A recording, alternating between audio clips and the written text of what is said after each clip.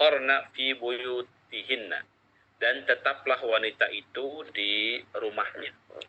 Lalu para ulama memberikan pengertian waqarna fi buyutihinna itu adalah tetap itu dalam arti boleh wanita itu bekerja dengan beberapa syarat dan ketentuan. Tadi beberapa poin sudah disebutkan oleh kelompok 9. Yang pertama, wanita itu kalau sudah punya suami wajib minta izin kepada suami. Wajib, ya, bukan kepada orang tua minta izin ya kalau udah punya suami, kepada suami. Ya, kalau Anda belum punya pasangan, lalu izin ke siapa? Ke orang tua. Tapi kalau sudah punya pasangan, ke suami. Punya izin. Yang kedua, dipastikan tempat kerjanya itu tidak melahirkan fitnah. Fitnah itu apa? Tuduhan-tuduhan yang buruk. Contoh, nanti dia kerja, tapi mayoritas 95% atau 90% atau 75% laki-laki semua. Kemudian di sana terjadi pembauran laki-laki perempuan sehingga akan menimbulkan fitnah dan lain-lain. Ya kan? Tidak ada sekat, kemudian nanti ya pokoknya akan menimbulkan fitnah-fitnah yang lain. Sehingga nanti suaminya akan muncul, wah, tuduhan-tuduhan yang kepada istrinya karena memang tempat kerjanya seperti itu. Maka dipastikan bahwa tempat kerjanya itu adalah tempat kerja yang aman buat dirinya dan aman dari godaan, dari fitnah, dari tuduhan-tuduhan yang buruk dari pasangannya. Ya, bisa dipastikan itu. Yang kedua. Yang ketiga, istri ketika kerja, dia tetap punya kewajiban kepada anaknya. Mendidik. Kalau anak ini masih dalam usia menyusui, wajib memberikan ASI kepada anak. Teknisnya terserah masing-masing bagaimana agar anak ini tetap mendapatkan ASI, tapi di sisi lain istri bisa bekerja. Jadi ketika bekerja bukan berarti dia hilang kewajibannya, enggak. Kewajiban itu nempel, tidak bisa dihilangkan. Ya, nempel, tidak bisa dihilangkan. Saya mendapatkan ada seorang menteri perempuan, dulu ada menteri perempuan, ya, menteri perempuan, dia punya anak masih menyusui. Dan itu di sela-sela istirahatnya itu dia pulang ke rumah, kemudian rumahnya di daerah Jakarta. Sela-sela itu pulang ke rumah memberikan ASI kepada anaknya. Itu loh. Artinya apa? Kewajiban itu tetap nempel pada istri. Ya, tetap nempel kepada istri. Sehingga silakan Anda bisa sibuk di luar, tapi tetap kewajiban kepada anak itu tidak bisa lepas. Ya, lepas. Baik. Kalau tiga ini bisa terpenuhi, maka wanita aman. Ya, kerja. Nah, sekarang bagaimana kalau dalam rumah tangga ini tiba-tiba suami melarang untuk kerja. Nah, kawan-kawan, tolong diawali dari sekarang lagi musim nih, perjanjian pranikah. Ya, ada komitmen pranikah. Yoga mau nikah atau Jihani mau nikah, maka pastikan ada perjanjian sebelum nikah. Contohnya gini, Mas, aku ini sudah punya kerjaan, gaji aku bagus, karir aku bagus. Nanti kalau kita nikah, Mas tidak boleh larang aku untuk berhenti. Itu diadakannya biasanya sebelum nikah. Perjanjian ini disepakati sebelum nikah. Gitu loh. Supaya apa? Supaya suami tahu konsekuensi ketika nikah dengan istri ini, si wanita yang juga jauh bahwa konsekuensi nikah ini kerjaan dia aman, karir dia aman, dan lain-lain. Gitu loh. Jadi diawali dari komitmen atau perjanjian pranikah sebelum nikah. Oke, ya. Baik. Nah, bila tidak terjadi perjanjian itu, nikah saja, cuman obrolan saja. Oke, nanti pokoknya kalau kamu nikah dengan saya aman lah, kamu mau kerja terserah dan lain-lain. Setelah nikah, tiba-tiba suami minta, udah kamu berhenti aja kerja. Tapi di sisi lain ada kebutuhan yang tidak terpenuhi. Nah, kebutuhan yang tidak terpenuhi ini macam-macam. Apakah yang dimaksud kebutuhan tidak terpenuhi ini adalah tidak terpenuhi gaya hidup atau kebutuhan pokok? Ini tolong dibedakan nanti. Gitu ya, tolong dibedakan. Karena kalau kehidupan pokok, kebutuhan pokok tidak terpenuhi, maka istri bisa memberikan argumen kepada suami, aku bantu, ya kan, untuk menambahi dengan kerjaanku. Tapi kalau yang tidak dipenuhi adalah gaya hidup, ya itu udah di luar dari kewajiban suami, gitu ya. Nah, kawan-kawan tolong perhatikan, suami itu punya kewajiban memberi nafkah kepada istri dan anak. Nafkah itu nempel kepada suami. Sehingga kalau suami tidak bisa memberikan nafkah wajib kepada istri dan anaknya, istrinya terlantar, nggak dikasih makan, anak juga terlantar kekurangan makan, maka suami berdosa. Berdosa. Sebaliknya ketika istri dia kerja dan dia punya penghasilan, maka penghasilan ini tidak ada kewajiban buat istri memberikan nafkah kepada suami dan anak. Kewajiban itu nempelnya di suami, bukan di istri. Sehingga kalau istri ini dia bekerja punya gaji, ya itu nggak punya kewajiban, dia makan sendiri saja nggak dosa. Kenapa? Karena memang itu hak dia, kewajiban itu nempel di suami.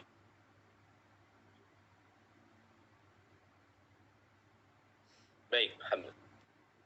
Adapun istri ikut membantu, maka berarti istri punya pahala lebih dari amalan membantu pasangan. Gitu loh. Katakanlah gajinya lebih besar daripada suami, lalu bantu, maka istri itu kan tidak wajib, artinya tidak bantu pun tidak dosa. Tapi ketika dia bantu berarti dia punya nilai plus pahala dari Allah ketika dia bantu keluarganya. Ya, itu. Jadi tolong hal semacam ini bisa dikomunikasikan sebelum nikah, ya kan? Itu lebih baik, lebih utama, bahkan ada perjanjian sehingga masing-masing tahu konsekuensinya. Kalau aku nggak bekerja, kamu gaji sekian, kira-kira kebutuhan sekian, oke, enggak, itu loh. Itu penting, ya, itu penting sehingga masing-masing sudah tahu konsekuensinya. Ya. Nah, dalam Islam, khususnya di Indonesia, hebatnya di Indonesia tidak pernah ada larangan bekerja, nggak ada, selama prinsip-prinsip tadi dipenuhi, syarat-syarat tadi dipenuhi, nggak ada masalah, kan? Nggak ada masalah. Yang bermasalah adalah ketika istri, ya, dia fokus di luar, lalu tadi kewajiban kepada anaknya terlantar, anak tidak mendapatkan perhatian, tidak mendapatkan bimbingan, tidak mendapatkan nasihat, akhirnya dia tumbuh dan besar di lingkungan yang salah, sehingga akan menyebabkan dua-duanya nanti menyesal. Kenapa? Ya, dua-duanya mencari nafkah dengan dalil untuk anak, tapi ternyata anak yang dibela-belainya tidak mendapatkan kasih sayang, sentuhan, kedekatan, nasihat, ya, tuntunan dan lain-lain. Maka kawan-kawan tolong diperhatikan, khususnya anak kalian yang wanita, ketika mau menjadi wanita karir dalam Islam memang tidak dilarang, asalkan syarat-syarat tadi terpenuhi, ya, syarat-syarat tadi terpenuhi. Maka sesuaikan itu dengan komitmen kita. Jadi kalau sekarang istri, ya katakanlah sekarang Jihan, saya tetap mau berkarir Pak, ya kan, saya udah kuliah tinggi-tinggi lalu tiba-tiba jadi rumahan, saya tetap pengen jadi karir, silakan saja. Berarti nanti cari suami yang mendukung kamu, ya kan? Jangan cari suami yang melarang kamu, kan gitu. Yoga atau Krishna, ya kan, saya pengen istri kalau udah nikah dengan saya Pak, udah kamu jadi rumahan. Rumahan itu kan bukan berarti hina. Rumahan itu kan berarti mengelola rumah tangga, dia bagian menteri dalam negerinya, kan gitu. Bukan berarti IRT itu ibu rumah tangga itu hina, enggak. Dia justru bagian dari bagaimana mengolah dalam negeri.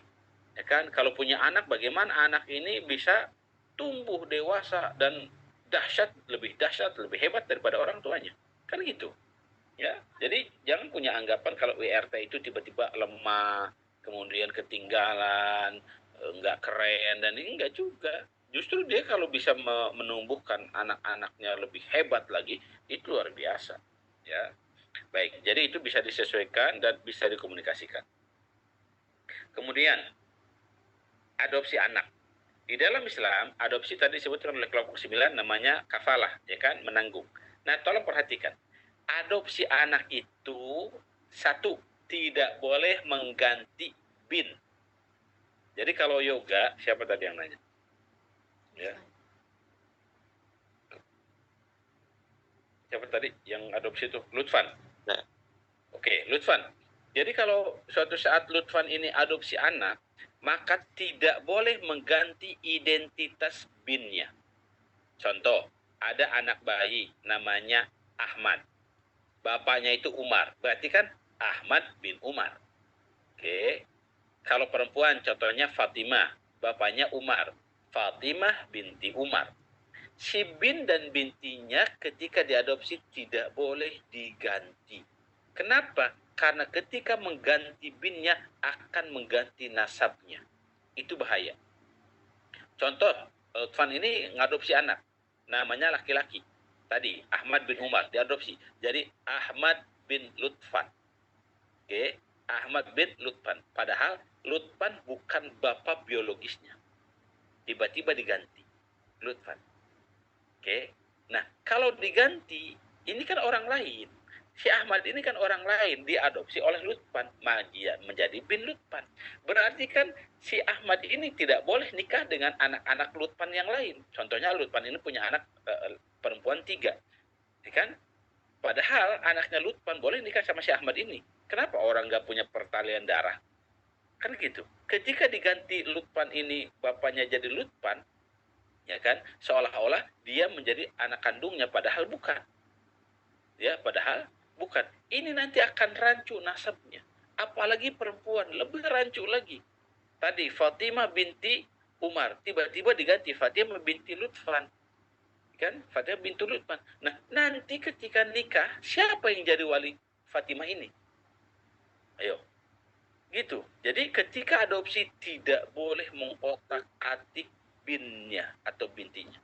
Itu yang pernah ditegur oleh Allah. Nabi Muhammad itu pernah mengadopsi anak laki-laki namanya Zaid bin Harithah. Zaid bin Harithah ini diadopsi, lalu diganti Zaid bin Muhammad. Lalu turunlah satu ayat menegur Nabi. Akhirnya dikembalikan lagi Zaid bin Harithah. Kenapa ada peristiwa ini? Ini memberikan contoh dan pelajaran buat kita. Kalau adopsi boleh diurus, tapi tidak boleh mengganti identitasnya. Ya, bagaimana Pak kalau sekarang tiba-tiba ditemukan anak di jalan, ya kan, di kali, di mana nih? Kita kan nggak tahu nih, bukan pemberian orang, tiba-tiba nemu aja nih bayi. Lalu saya mau ngadopsi, boleh nggak boleh?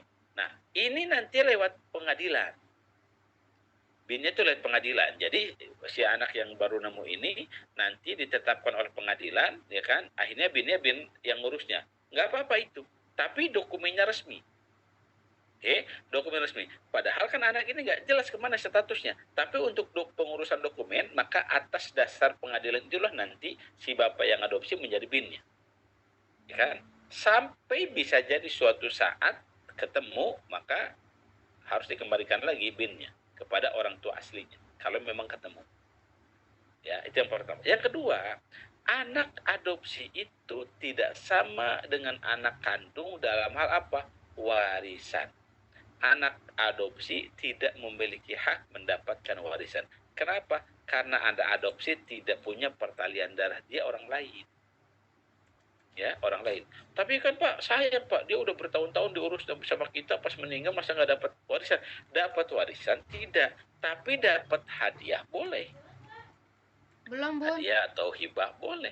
Yang nggak boleh itu adalah warisan. Jadi kalau sekarang yang meninggal anaknya 3, anak angkatnya 1, ya anak 3 itu bagikan dulu berapa, baru nanti kira-kira persetujuan dari anak kandungnya berapa nih hadiah buat anak angkat, saudara angkat kita, gitu. Boleh, silakan. Ya, baik. Itu masalah adopsi anak. Lalu yang ketiga tentang toleransi. Bedakan toleransi dan mencampur adukan agama. Ya, contoh gini. Toleransi itu tidak boleh menghalangi orang lain beribadah sesuai dengan keyakinannya. Ada orang lain ibadah ke gereja, nggak boleh dihalangi. Ada umat Islam mau Jumatan, jangan dihalangi. Tidak menghalanginya kita kepada orang lain yang melakukan ibadah, itu namanya toleransi. Memberikan jalan, ruang, kebebasan mereka mengamalkan ajarannya, itu sudah toleransi. Tapi kalau sekarang orang Islam datang ke gereja baca Quran, baca sholawatan, ya kan? Orang Kristen tiba-tiba datang ke masjid nyanyi di masjid, itu saya pikir bukan toleransi, itu namanya mencampur adukan agama. Nggak perlu juga tiba-tiba orang Islam salawatan di gereja, ngapain? Dan nggak perlu juga orang gereja nyanyi di masjid. Enggak, itu mencampur adukan. Yang namanya toleransi cukup. Orang ingin menjalankan ajaran agamanya tidak boleh dihalangi. Diberikan ruang dan waktu, monggo, diberikan keleluasan. Itu sudah toleransi. Ya, jadi yang terjadi sekarang terkadang bingung mana toleransi, mana mencampur adukan agama. Gitu ya. Jadi tolong diperhatikan kawan-kawan. Jadi kita sangat mendorong sekali toleransi. Zaman Nabi itu punya tetangga Nasrani, Yahudi, bahkan Nabi menyewakan baju besinya kepada Yahudi, nggak ada masalah. Urusan-urusan komunikasi, transaksi, urusan sosial, nggak ada masalah. Kita boleh kenal dengan orang yang beda agama, boleh silakan. Tapi urusan akidah, lakum dinukum, waliyadin, masing-masing. Ya, masing-masing. Jadi bukan berarti kalau beda agama tiba-tiba punya tetangga, jangan temenan sama tetangga itu, kenapa? Nanti kamu jadi Nasrani. Ya enggak. Kalau berteman, boleh-boleh saja. Kamu nongkrong bareng, boleh-boleh saja, silakan. Tapi kalau merasa urusan akidah, masing-masing. Dia nyembah Tuhan siapa, kita menyembah Tuhan siapa, masing-masing. Dia ibadahnya begitu, kita begini, masing-masing. Tapi kalau buat sosialisasi, bermasyarakat, bersosial, nggak ada masalah. Silakan. Ya, tidak boleh menghalangi orang lain melaksanakan keyakinan agamanya. Berikan kebebasan. Ya. Nah, itu pentingnya toleransi itu seperti itu. Terakhir, ibadah ritual dan ibadah sosial. Di dalam Islam, ibadah ritual itu harus melahirkan ibadah sosial. Makanya di dalam Al-Quran, ara'aita alladhi yukadzibu bid-din fadzalika alladhi yad'ul yatim wa la yakhudhu 'ala ta'amil miskin. Tahu nggak orang mendustakan agama? Siapa mereka? Bukan orang nggak sholat, bukan orang nggak puasa, bukan orang nggak zakat, bukan. Orang mendustakan agama adalah orang yang menghardik anak yatim. Menghardik itu adalah benci kepada anak yatim. Harusnya anak yatim ini mendapatkan perlindungan, mendapatkan asihan, mendapatkan santunan, mendapatkan bantuan, pertolongan, perlindungan, tiba-tiba malah dibenci. Ketika membenci kepada mereka, maka disebut oleh Al-Quran orang yang mendustakan agama. Kenapa? Dia mementingkan sholatnya tapi tidak melahirkan ibadah sosial. Harusnya ibadah ritual itu menjadikan dia soleh dalam sosial. Gitu loh. Dia rajin sholat, tapi dia pun membantu orang yang butuh. Dia rajin puasa, dia pun membantu orang lain. Dia umroh dan haji bolak-balik, dia pun harus bisa melindungi orang-orang terdekatnya yang fakir, yang miskin, yang yatim untuk mendapatkan bimbingan, petunjuk, perlindungan, dan santunan dari dirinya. Jadi, di dalam Islam, ibadah ritual harus bisa melahirkan ibadah sosial. Ya, baik. Sampai sini ada pertanyaan, kawan-kawan?